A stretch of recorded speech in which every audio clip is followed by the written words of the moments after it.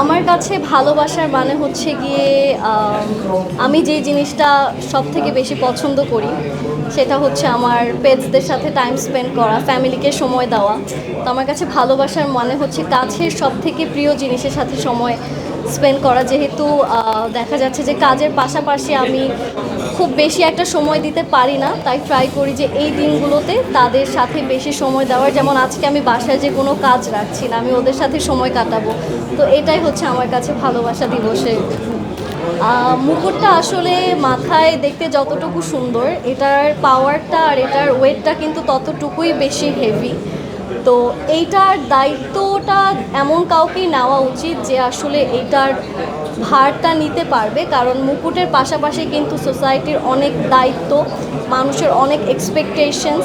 প্রত্যেকটা পদক্ষেপে আপনাকে ফুল বা আপনি কি করছেন না করছেন এগুলো কিন্তু মানুষ অনেক ফলো আপ করবে। তো আমার কাছে মনে হয় যে আমরা প্রতিটা স্টেপ সুন্দর করে নিই এবং সমাজের কল্যাণে চিন্তা করি। আর যেই এই মুকুটটা পড়বে সে যাতে সমাজের জন্য ভালো কিছু বয়ে নিয়ে আসতে পারে। এই যে পেজেন্ট্রিটা, এটা আসলে আমাদের দেশে একটা বড় মিসকনসেপশন আছে যে এটা শুধু মডেল বা যারা অ্যাক্টিং করে এরকম প্রফেশন থেকে হতে পারবে।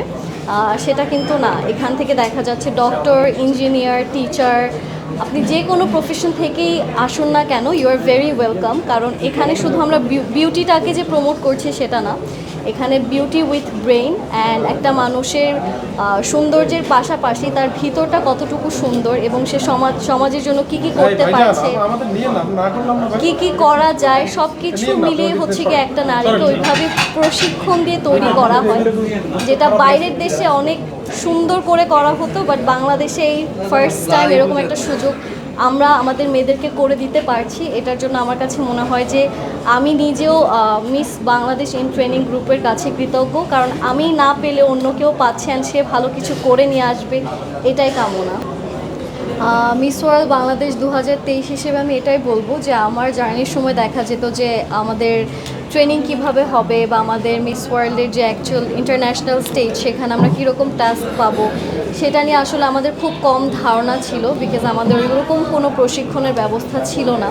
তো for the very first time বাংলাদেশে এরকম আন্তর্জাতিক মানের মিস বাংলাদেশ ইন ট্রেনিং যে গ্রুপটা, সেখান থেকে মেয়েরা যে নতুন নতুন করে শিখতে পারছেন অ্যাকচুয়ালি পেজেন্ট কী বা সেখানে কীরকম টাস্ক হবে, কিভাবে কথা বলতে হবে, কিভাবে নিজেদেরকে মেনটেন করতে হবে, কিভাবে হাঁটতে হবে, এই জিনিসগুলো যে আগে থেকে শিখে যাচ্ছে, আমার কাছে মনে হয় শুধু এটা আমাদের জন্যই না, আমাদের দেশের জন্য খুবই গুরুত্বপূর্ণ ছিল। অ্যান্ড এখন এটা যেহেতু কার্যকর হয়েছে, সো এটা আসলে সবার জন্য একটা ব্লেসিং, কারণ আমাদের মেয়েরা এখন আরও ভালো পারফরমেন্স দেখাতে পারবে, আরও আগিয়ে যাবে। অ্যান্ড এটাই আমার তাদের জন্য কামনা যে তারা আমার থেকেও ভালো করুক বা আমাদের দেশের জন্য ভালো কোনো কিছু করে নিয়ে আসুক।